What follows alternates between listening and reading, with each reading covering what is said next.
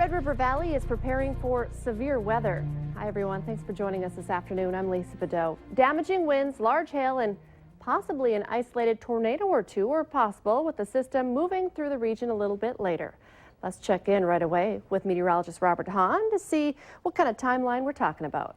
Yeah, it looks like later this afternoon and this evening the best chance for that severe weather. We are dealing with a few showers and some weak thunderstorms as we've gone through this morning and into the early afternoon hours. Right now, temperatures mostly into the 60s. However, we've got 70 in Wadena and Roseau, 65 degrees here in the Fargo-Moorhead area. A bit of cloudiness, but some clearing off to the west. That will help things heat up. That will help the atmosphere destabilize and set the stage for that chance for severe weather as we head through this afternoon and this evening. Again, a few showers and an occasional weak thunderstorm moving on through as these showers have made their way through Fargo, also creating some rather windy conditions at times, winds gusting over 45 miles per hour with these showers as they continue to move through Fargo-Moorhead. We'll continue to see breezy conditions as we head through this afternoon and this evening, and later on we've got that chance for severe weather. The best chance for severe weather in the yellow areas. Outside of that, in the darker green, that is a slight risk, a lower risk than the slight risk area that we'll see as we head through this afternoon. Again, that chance for some damaging wind, damaging hail, isolated tornadoes. Myself, Hutch,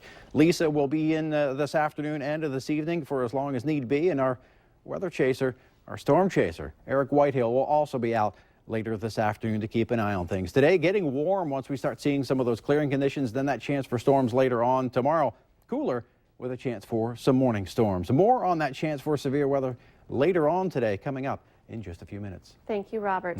And remember, you can also stay up to date on the changing weather conditions anytime on your smartphone or tablet. Just download the Storm Team weather app to get the latest weather conditions and even follow the radar live. Just search VNL Weather in the App Store.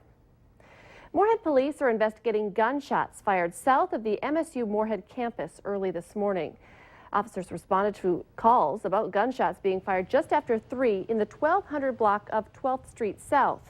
When they arrived, they searched the surrounding area and found 4 shell casings from a firearm in the 1500 block of 13th Street South.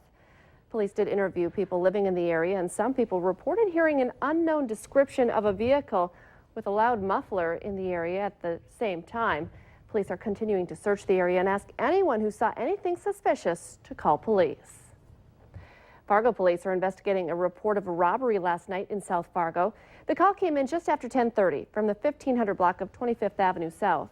Police tell us there was one victim and that the suspect had no weapons but got away with the man's backpack and a small amount of money. The victim told police he did not know the robber. Police say the victim, however, was intoxicated at the time of the report. Police say a mother of 2 was the victim of a murder-suicide in West Fargo over the weekend. Sharon Connell Rick recently separated from her husband Lance Rick, the man who police say shot her twice, then turned the gun on himself. He was living in Washington State but came back on Saturday supposedly to return her belongings. One of Sharon's friends was worried after hearing Lance was coming to town. On Saturday, that friend tried calling Sharon twice but got no answer, so she called police. Police found both bodies in the lower level of Sharon's home.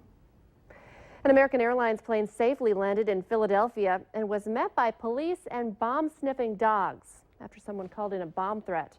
The flight from San Diego to Philadelphia landed in a remote location at the airport. The 88 passengers on board were taken back to the terminal by a bus as the bomb squad moved in and searched the plane.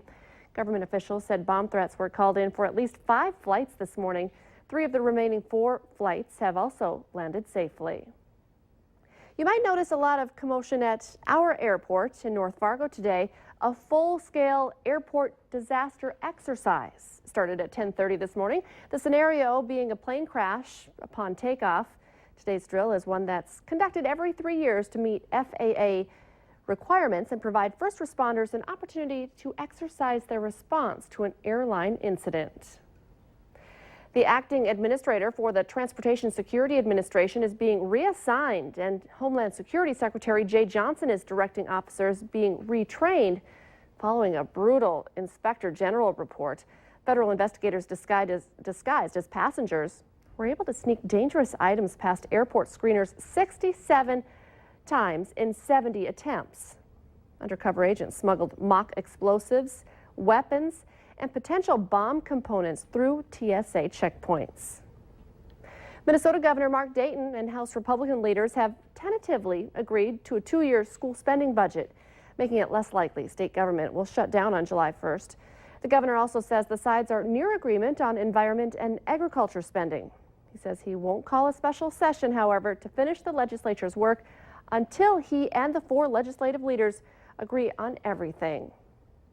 Adrian Peterson is returning to the Minnesota Vikings today. Peterson will participate in the team's voluntary practice after 9 months away from the football team. The star running back says he's excited to put on a uniform again after missing the final 15 games of last season while addressing child abuse charges in Texas.